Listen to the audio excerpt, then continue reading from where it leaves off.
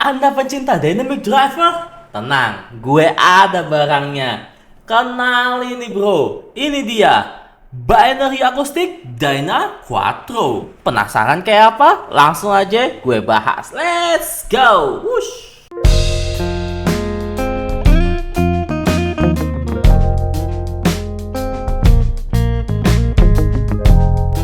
Halo guys, jumpa lagi sama gue Johan dan kali ini gue pengen membahas suatu IEM yang baru dari binary akustik. Iya bener, binary akustik bro.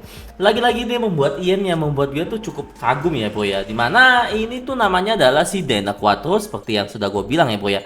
Dyna Quattro, T-nya ada 2 tuh. Dimana ya, IEM ini menurut gua sangat menarik karena menggabungkan berbagai ukuran dynamic driver itu jadi satu IEM ya bro ya. Tentunya nggak cuma dynamic driver doang sih. Jadi dia itu memakai namanya 3 dynamic driver dengan ukuran yang berbeda plus satu passive diaphragm driver. Ya kalau kalian nggak tahu passive diaphragm driver, coba lihat di Google. Males banget ya gue kayak jelasin nih.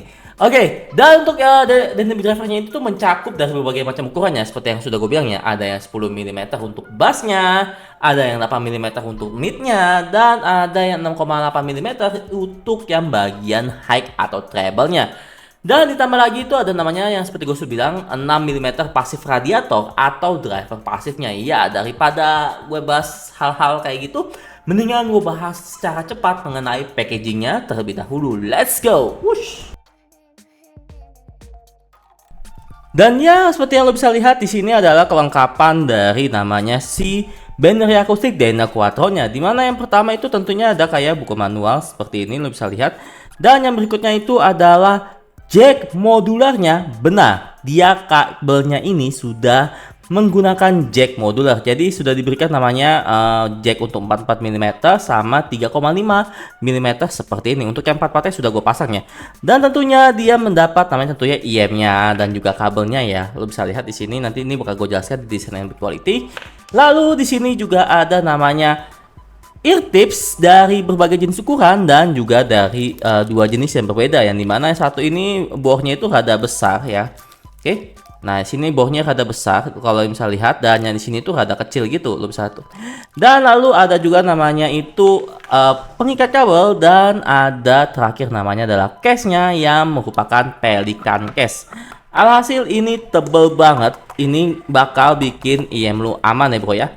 So, itu aja untuk bagian packaging. Ini menurut gua oke, tapi menurut gua selain casingnya ini terkesan rada sedikit gimana ya, sedikit rada biasa aja sebenarnya. Dan untuk bagian packaging di sini cuma bisa gue kasih skor nilai ya mungkin 8 dari 10 aja. Dan next gue bakal membahas mengenai desain and build quality. Let's go. Oke, yang berikutnya bakal gue bahas adalah mengenai desain and build quality, dan di sini yang bakal gue kasih lihat adalah mengenai bagian housing terlebih dahulu.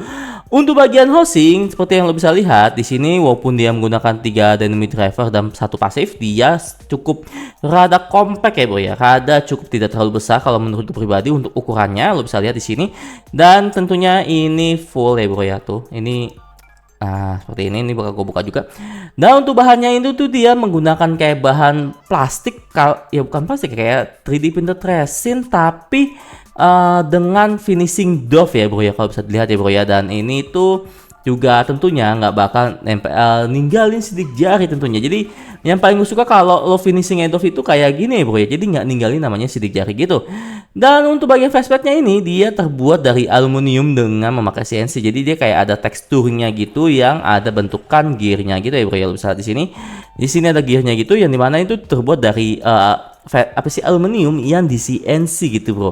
Keren banget kalau menurut gue pribadi. Jadi dia kayak perpaduan antara housing dan juga facepadnya itu kayak benar-benar nyambung banget. Apalagi dengan housingnya yang benar-benar kayak gear-gear gitu ya bro ya. Oke, dan untuk bagian kabelnya ini tuh dia memakai bahan kayak OFC kalau menurut gue pribadi ya. Gue nggak tahu sih, gue masih belum tahu dapat infonya. Kalau salah coba tolong dikoreksi ya bro ya.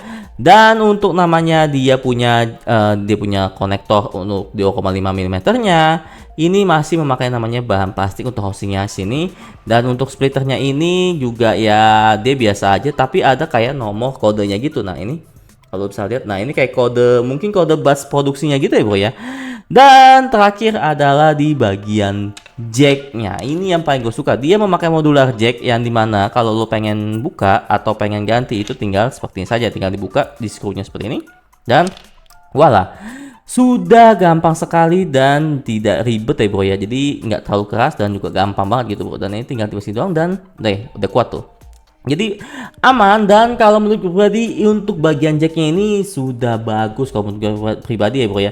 Jadi dia tidak apa ya, menurut gue pribadi dia tidak susah dibuka atau apa sih membuat ini tuh durability-nya juga lebih awet. Biasanya kalau jack modular, kalau yang abal-abal yang tidak ada dia punya apa sih uliran seperti ini atau kayak skrup gitu, itu bakal cepet kayak copot kalau misalkan kalian amit-amit taruh di mana gitu ya, karena nggak sengaja gitu kan. Kalau ini tuh membuat jadi durability-nya lebih awet. Oke, untuk bagian dia punya desain and build quality mungkin cuma bisa gue kasih skor nilai di sini 7 dari 10 aja. Dan lanjut gue bakal membahas mengenai namanya fitting. Let's go. Oke, untuk bagian fitting di sini walaupun dia memakai namanya 3 dynamic driver dan 1 passive driver, dan tentunya lebih saat untuk ukuran kuping gua seperti ini. Tapi dia punya housing ini seperti yang sudah bilang tidak terlalu menonjol, walaupun dia memang keluar, tapi dia tidak terlalu menonjol sampai keluar gitu. Dan kalau lo bisa juga di sini ya, karena dia tidak terlalu kena gue punya tulang telinga, jadinya tidak terlalu mendorong, dan juga sealnya ini juga cukup oke kalau menurut pribadi ya bro ya. Dan untuk nozzle-nya ini juga pas menurut gua, masuknya tidak terlalu panjang dan juga pas sekali kalau menurut pribadi ya bro ya. Dan ini tuh tinggal disesuaikan aja dengan ear tips atau ukuran kuping kalian gitu, kayak misalkan small, medium, large atau extra large gitu ya bro ya. Dan juga dia punya fitting juga menurut gua oke-oke aja, walaupun jujur gua merasa agak sesak ya bro ya. Jadi karena dia memakai, ya gua waklumin sih dia pakai 3DD karena satu passive driver gitu, jadi pas di kuping itu memang kerasa agak sesak gitu bro. Jadinya mungkin jujur aja kalau pribadi gue sendiri, gue tidak bisa pakai secara lama sekali ya bro ya. Tapi overall menurut gue ini kalau dipakai ya mungkin sejam ya, karena 30 menit masih oke-oke aja kalau menurut pribadi. Dan untuk bagian fitting di sini cuma bisa gue kasih skor nilai ya 7 dari 10 aja. Dan lanjut gue bakal membahas mengenai namanya sound quality. Let's go. Oke, untuk sound quality di sini gua menggunakan namanya LG V60 gua dengan dongle DT03. Ya, gua ada namanya dongle bro sekarang bro. Jadi di sini gua ada namanya dongle dari iBasso, yaitu adalah iBasso DT03, yang dimana ini tuh gue pakai dongle ini tuh karena ada 44 mm ya bro. Jadi gua ada 44 pakai di sini. Nanti ini bakal gue bahas juga bro. Dan overall untuk suaranya itu atau tonal dari namanya si Dyna Quattro-nya ini kalau menurut pribadi adalah natural to warm ya bro ya, atau bisa dibilang juga smooth gitu ya bro. Nah, low yang dihasilkan ini benar-benar cukup mantap kalau menurut pribadi, benar-benar bass dan driver yang punchy, boomy, texturing, impactnya ada. Walau dia bukan tipikal yang sangat tebal sekali atau yang untuk bass head ya bro ya. Walaupun dia memakai 3DD, tapi untuk bassnya ini bukan bass yang sangat over atau bass yang sangat-sangat dalam gitu ya, sampai bikin jantung kalian sound horek ya.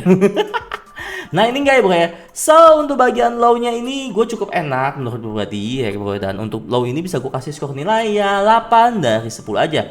Dan untuk mid, menurut pribadi untuk bagian mid-nya ini tuh bener-bener pas ya bro ya. Dia punya mid ini tuh kayak instrumental, kayak mid instrumental gitu, kayak piano ya kan bro. Ini enak gitu, ada tekanan atau intonasinya itu kayak bener ting, kayak dapet gitu bro, untuk kayak bagian kayak instrumentalnya gitu. Dan untuk bagian vokalan ini bener-bener cukup oke menurut gue pribadi ya bro ya. Sweet, karena nyantai, smooth, karena bener-bener nggak ada kata kayak sibilant, shouty gitu, nggak ada kalau menurut pribadi. Ini menurut gue pribadi ya. Dan ya untuk bagian midnya ini mungkin kurangnya adalah dia terlalu smooth, jadinya mungkin bakal sedikit rada boring untuk kalian gitu bro. Ya memang sih kalau IM yang memang smooth-smooth gitu memang bakal bikin kalian tuh cepet rada boring gitu, kayak suara gini-gini aja gitu ya, kayak nothing special di suatu titik gitu bro. Oke, untuk bagian midnya ini bisa gue kasih skor nilai ya 8 dari 10 juga. Dan untuk bagian high, nah ini yang bikin gue rada bingung ya bro ya. Untuk bagian high ini mungkin rada kurang kalau menurut pribadi, kayak kurang ngegigit dan kurang namanya ngecring atau sparkling gitu ya bro ya. dan bener-bener kayak tumpul gitu. Walaupun dia ini bagian low-nya ini ada gitu impactnya, tapi untuk dampaknya ke bagian high-nya ini tuh menurut gua sendiri tuh kayak kurang di kayak tekanan atau isiannya itu kayak kurang aja gitu. Dan oke, untuk bagian high-nya ini cuma bisa gua kasih skor nilai ya 6 dari 10 aja. Dan untuk bagian untuk teknikal jujur aja ini menurut gue pribadi cukup bagus, cukup ya bro ya. Detailingnya cukup ada ya, gua akuin ada ya bro ya. Ya walaupun dia tidak terlalu yang wow banget gitu. Stackingnya juga lega, depthnya dapet ya. Tapi kekurangannya mungkin adalah di separasi dan juga layeringnya aja. Yang dimana kalau menurut gua kalau pas ada kayak lagu yang banyak bagian high-nya gitu, ini tuh bakal ngerasa kayak tumpul dan juga kayak numpuk ataupun kalah dibandingkan dengan instrumen yang lain mungkin kalau menurut gua ya. Jadi ya kayak lu memang kalau pengen dengerin lagu dengan IM ini itu saran gue adalah lagu-lagu yang santai, smooth gitu ya bro ya. Jadi tidak yang mengandalkan sisi hype-nya gitu. Karena bagian sisi hype-nya ini adalah sisi kekurangannya dia, oke? Dan untuk teknikal ini bisa gue kasih skor nilai ya 8 dari 10 aja. Dan untuk harga dari si Dyna Quattro ini tuh dihargai dengan harga 259,99 US dollar, yang dimana dengan harga segini menurut gue pribadi sudah masuk ke ranah pilihan lo sih bro, bukan masalah kualitasnya gimana pas segala macam, enggak, ini sudah masuk ke ranah ke selera lo masing-masing. Apakah lo suka yang smooth dan dia punya bass ini cukup oke, nah ini salah satu pilihannya. Dan oke, itu aja. Thank you banget untuk Om Sebastian dari Soundinity yang udah kasih chip gua untuk si Dyna Quattro ini. So, itu aja. Jangan lupa di like, comment, subscribe, and see you next time. Bye-bye!